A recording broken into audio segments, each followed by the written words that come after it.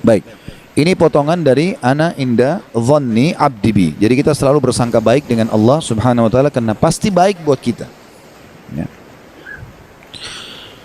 Tentu teman-teman sekalian, juga saya mau tambahkan di sini, keadaan manusia itu empat, keadaannya empat. Kalau kita dalam keadaan ketaatan, lagi dalam ibadah, kayak teman-teman sudah coba istiqomah, tutup aurat, sholat di awal waktu, pendapatannya usahakan halal. Kalau sudah coba di jalan yang benar, maka tugas kita adalah istimrar, berlanjut, istiqomah. Kalau sudah begitu, pertahankan udah, gitu kan? Sampai kata Allah hatta ya'tiyakal yakin, sampai tiba padamu kematian. Udah benar tuh. Atau yang kedua, orang dalam keadaan bermaksiat, lagi buat dosa, maka ini harus taubat, nggak boleh tunda. Ini keadaan yang kedua. Atau orang yang ketiga dalam keadaan nikmat melimpah, tugasnya bersyukur. Atau yang keempat dalam keadaan cobaan, bersabar. Tapi poin pertama penting sekali teman-teman. Kalau sudah antum berada di jalan yang benar, istiqomah udah. Sampai meninggal, udah sabar aja begini. Kalau syaitan bisikin, apa main cuma begini? Ya, main cuma begini. Jalankan perintah, tinggalkan larangan. Itu memang konsep hidup. Itulah tugas kita dalam Al-Quran. Ya. Seperti dalam hadis Qudsi, hai ada Adam, aku cintakan kau untuk ibadah, maka jangan main-main. Kerjakan serius itu, kejar pahalanya. Ya, cari yang terbaik. Kemudian masuk dalam saksi bahasan kita, wa ana ma'ahu idza zakarani. Ini potongan yang kedua yang kita bisa ambil dari hadis. Dan aku selalu bersamanya bila dia mengingatku. Ya. Dan ini tentu teman-teman, makna wa ana ma'ahu, dan aku bersamanya, ini ada namanya sifat ma'iyah, kebersamaan Allah bersama kita, dengan kemaha muliaan dan kesempurnaannya sebagai pencipta. Nah, itu. Tidak perlu kita bayangkan apakah dia bersama seperti kita, dengan seperti teman kita di sebelah selalu mendampingi, atau pasangan hidup, tidak. Allah SWT dengan kemaha sempurnaannya, dia akan bersama kita, artinya semua apapun yang kita butuhkan dipenuhi olehnya dan diperhatikan olehnya dengan kemaha sempurnaannya Allah. Ini sifat Allah, tapi syaratnya idza zakarani, kalau lisannya selalu mengingatku, selalu menyebut-nyebut, ya. Zikrullah teman-teman. Makanya saya sering ingatkan masalah ini untuk diri saya terutama, yang pertama, baru teman-teman sekalian. Jangan pernah diam mulutnya. Kita diam hanya kalau mau mengucapkan dosa, kalau enggak yang lain zikrullah. Syekh bin Baz rahimahullah, saya dapat informasi begitu, beliau kalau lagi terima telepon salah satu jemaah yang sedang bertanya hukum, sambil dia dengarkan permasalahannya, sambil lisannya berzikir.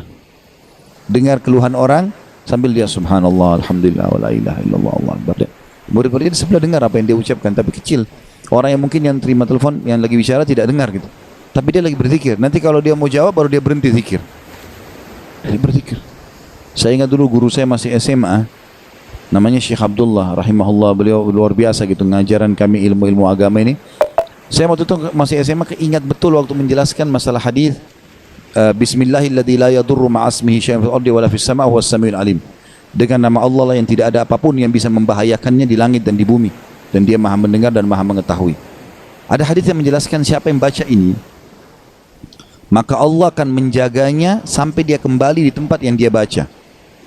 Makanya salah satu doa keluar rumah adalah membaca ini kan. Kalau kita sebutkan di depan pintu rumah, berarti Allah jamin kita akan selamat sampai kita kembali ke pintu itu lagi. Seperti itulah.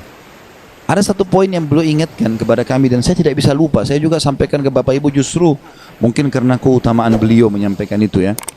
Dia bilang, saya sampaikan kepada kalian, ingat baik-baik, ucapkan doa ini di setiap tempat yang kalian injakkan kaki. Contoh, dari kamar tidur ke ruang tamu, baca Bismillahilladzi la yadurru ma'asmihi syai'un fil ardi wala fis sama'i was samiul alim.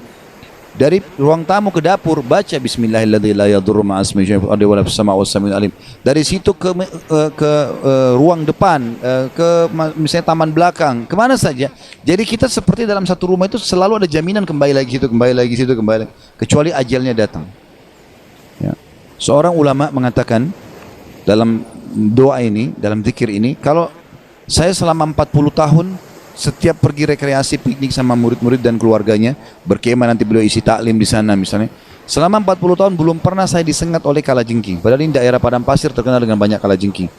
Tapi setelah 40 tahun saya lupa baca doa ini, sekali saja kaki saya disengat oleh kalajengking. Kuasa Allah SWT.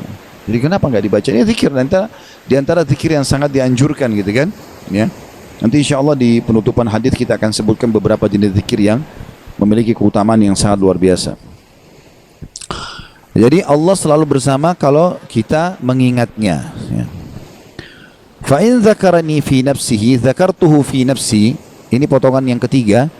Kalau dia mengingatku di dalam dirinya atau sendirian, maka aku akan mengingatnya juga di diriku. Ya. Ini penyebutan tentang zat Allah Subhanahu wa taala yang maha sempurna. Ya. Artinya kita dengan berzikir walaupun suara kita kecil, tidak ada orang lain dengar, manusia tidak dengar, Allah tetap mendengarnya dan Allah mengingat kita di dirinya. Bayangkan teman-teman kalau ada pimpinan kita misalnya di kantor atau siapalah yang kira-kira punya jabatan, selalu setiap saat ingatin kita. Tidak usah jauh-jauh lah, orang tua kita misalnya, kalau di antara anak-anak kita salah satu anak atau satu-satunya anak yang selalu disebut di lisannya orang tua kita, bagaimana gembiranya? Bagaimana kalau itu pimpinan negara, ya, manusia? Bagaimana kalau sampai pencipta Allah yang selalu menyebutnya? Gitu kan? Itu salah yang luar biasa. Sampai pernah Nabi SAW mengatakan kepada Ubay bin Ka'ab, hai Ubay, sesungguhnya Allah memerintahkan aku untuk membacakan padamu lam yakunil ladina kafaru min ahli kitab, ya, surah Bayyinah, gitu kan. Maka kata Ubay, ya Rasulullah, apakah Allah menyebut namaku? Kata Nabi SAW, iya. Maka Ubay nangis, tidak bisa baca ayat itu, karena dia, Allah SWT menyebut namanya. Itu luar biasa gitu. Dan itu bukan mustahil, ya. Dan itu makna daripada kalimat ini, siapa yang suka menyebutku di dirinya, aku akan sebut dia. Jadi selalu jadi hal yang teringat dan mulia di sisi Allah Subhanahu wa taala. Hampir sama dengan makna tadi, ya, hadis kursi yang saya sebutkan, yang saya bilang tulis, hai anak Adam, kalau engkau ridho dengan apa yang aku berikan kepadamu, maka aku akan menenangkan jiwa dan ragamu dan engkau akan mulia di sisiku, ya.